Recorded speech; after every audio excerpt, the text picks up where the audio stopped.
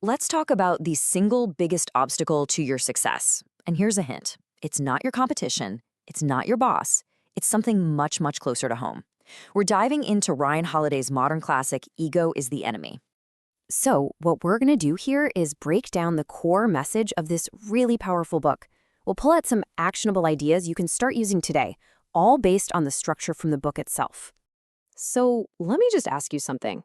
Think about what you're trying to achieve right now, your goals, your big ambitions.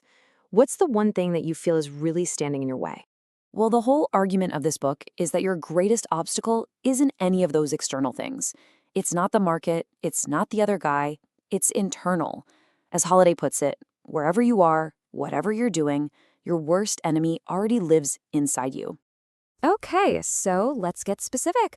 Let's really identify this saboteur inside of all of us. What exactly are we talking about when we say the enemy is our ego? Now, to be clear, we're not talking about the Freudian psychological definition here. The book defines ego in a much more practical way. It's just an unhealthy belief in our own importance. It's that arrogance, that self-centered ambition that has to get its way no matter the cost.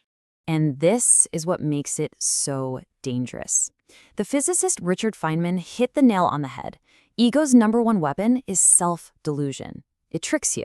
It inflates your own sense of self until you can't see reality clearly anymore. And you're usually the last person to realize it. And here's a really, really important distinction we have to make. Ego is not confidence. Not even close. Confidence is earned. You get it through hard work, and it's based in reality.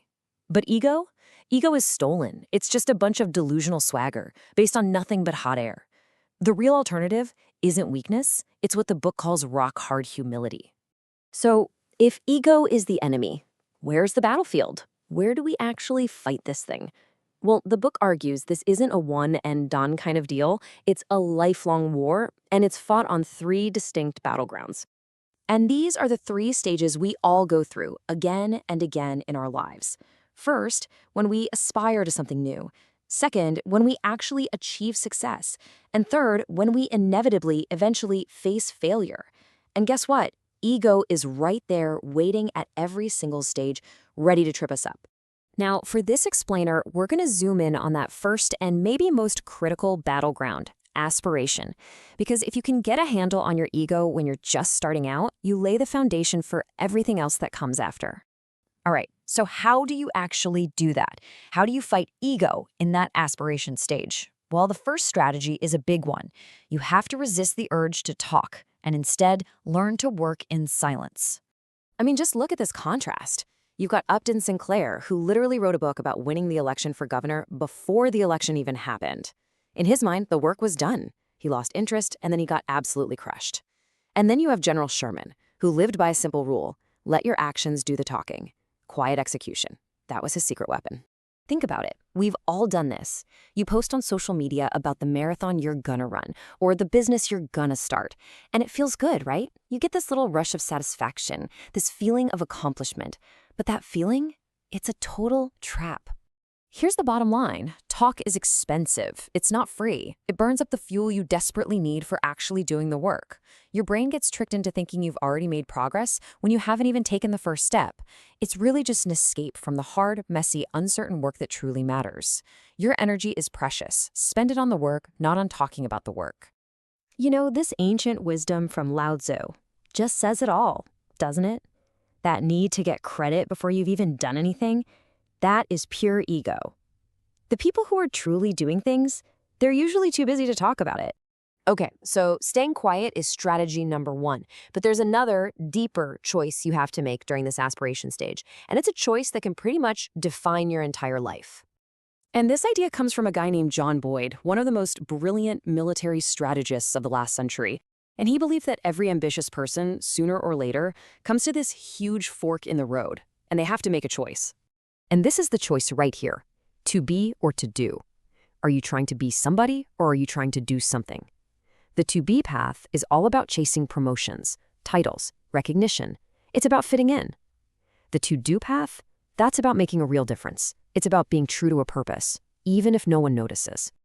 You see, that to be path is fueled entirely by ego. It's all about how things look on the outside, what other people think, The job title, the paycheck, the number of followers, all of those things become stand-ins for real work.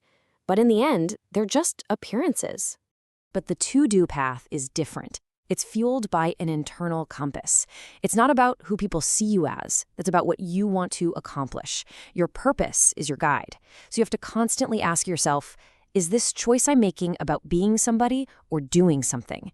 Your answer tells you everything you need to know about who's in charge, your purpose or your ego. Okay, let's pull all this together. Because these aren't just neat ideas to think about, right? This is an immediate, practical challenge for anyone who really wants to do something meaningful. There's this quote that just so perfectly captures what this aspiration stage feels like. It's this moment of pure potential. You are that block of marble. And every single choice you make, every time you choose talk over action, every time you choose being over doing, you are carving that marble.